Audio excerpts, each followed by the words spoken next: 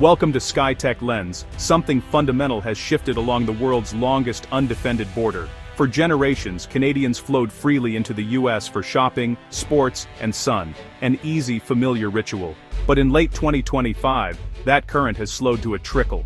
A quiet movement, dubbed the Great Canadian Boycott, has taken hold, not as protest, but as a collective decision to stay away. The border crossings are quiet, the queues of Canadian cars gone, and the cross-border chatter silenced. This isn't about economics, it's about a growing sense that the US is no longer the welcoming neighbor it once was. The change is visible in empty hotel rooms and vacant restaurant tables across the northern US. Canadians are consciously rethinking their travel habits, looking inward or overseas instead. The message is clear. Proximity is no longer enough to outweigh unease. This is more than a slump. It's a signal of a deeper disconnect, a great unfriending with real consequences. The data is stark. Canadian visits to the US haven't just dipped, they've plummeted. In June 2025, car trips dropped by over 32% from the previous year, with even steeper declines through the summer. Air travel is down too, with a 25% drop in August and 27% in September. The US is on track to lose over 4 million Canadian visits by year's end. These aren't normal fluctuations, they're the footprint of a deliberate withdrawal. Each percentage point means thousands of canceled trips, family holidays, shopping sprees, and more. The decline is nationwide, affecting airports and land crossings alike. The reasons for staying away are powerful enough to override decades of habit.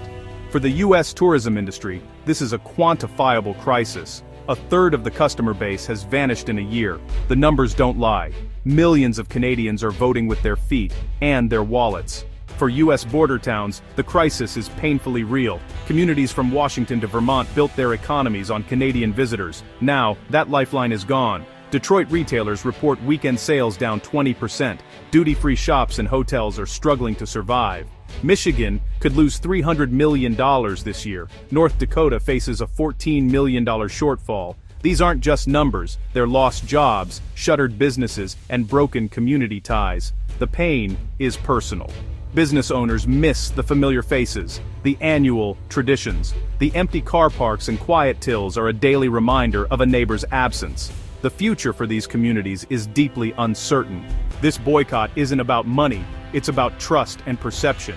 A recent poll found 58% of Canadians see the US as a country in decline. 44% are less likely to visit due to politics and safety concerns. Trade disputes, political rhetoric, and viral clips of US politicians mocking Canada have soured the relationship.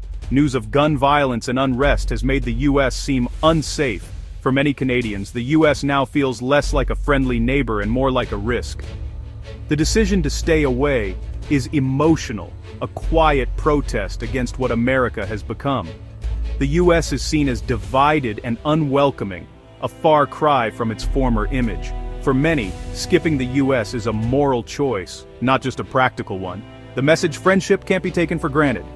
Canadians aren't just staying home, they're exploring new horizons. Domestic travel is booming, with places like Banff and Prince Edward Island seeing surges in visitors. Internationally, bookings to Mexico, the Caribbean and Europe are up, while US destinations are down. Mexico's tourism from Canada jumped 21% in 2025. Travel influencers are showcasing adventures in Europe and Latin America, inspiring others to follow.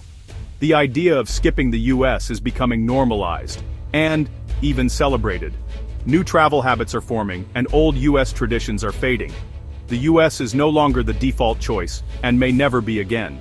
The financial impact is massive. Canadians are the US's largest group of international visitors, spending over $20 billion in 2024. The 2025 decline could cost the US tourism sector $29 billion. States like Michigan and New York are bracing for hundreds of millions in lost revenue. North Dakota has already lost $14 million in just 6 months. This isn't just a tourism problem, it's a blow to public services, jobs, and local economies. The loss is like a major industry shutting down overnight. And the US took Canadian visitors for granted. Now the cost is clear. International tourism is a massive export industry, and the US is losing its best customer. The wound is deep, and recovery won't be quick. US tourism boards are scrambling, launching campaigns with messages like, "We miss you" and "Bienvenue, Canadiens." Billboards and digital ads flood Canadian media, trying to rekindle old connections. But these efforts fall flat. This isn't a marketing problem, it's a trust problem. Canadians aren't swayed by slogans when safety and respect are at stake. Federal officials' dismissive responses only deepen the rift. The brand of America is damaged and no ad campaign can fix it. Until the US changes its tone and climate, the pleas will go unanswered. The Canadian boycott is a warning for America's global reputation.